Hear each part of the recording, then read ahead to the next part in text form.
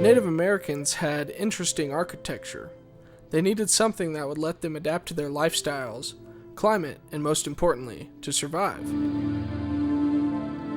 Tribes that were agricultural needed a home that would last a while since they stayed in one place and relied on farming to be their source of food and resources.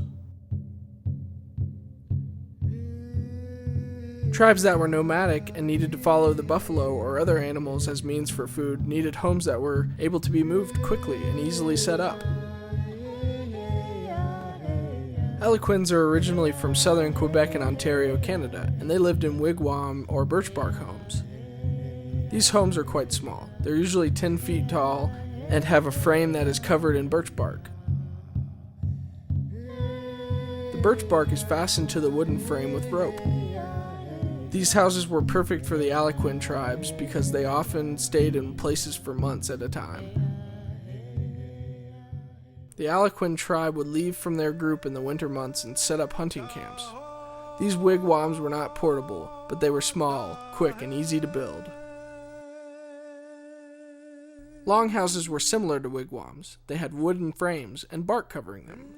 The major difference that the longhouse and the wigwam had was size. While the wigwams can be 8 feet or so high, the longhouses can be 20 feet high, but 100 feet long. And each longhouse could fit a whole clan. These homes were used by the Iroquois Indians mostly. The longhouse took time to build, and it took much time to decorate and fashion with everything necessary to live. This was perfect because the Iroquois tribe would stay in one area and farm and hunt locally for their resources and food. Those were only a couple of examples of houses used for agricultural tribes throughout North America. Now, we'll talk about a few homes that nomadic tribes used to help them move quicker around the region and search for food and resources necessary to survive. Brush shelters are used by many Native American Indians and were built just as they sound.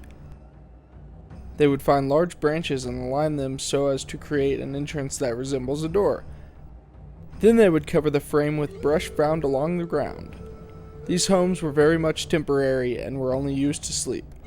Sometimes you could barely sit up, much less stand. A variation of these brush shelters would be the teepees. These were used by Native Americans who lived on the plains in northern America. They were built with a wooden frame covered in hide from an animal.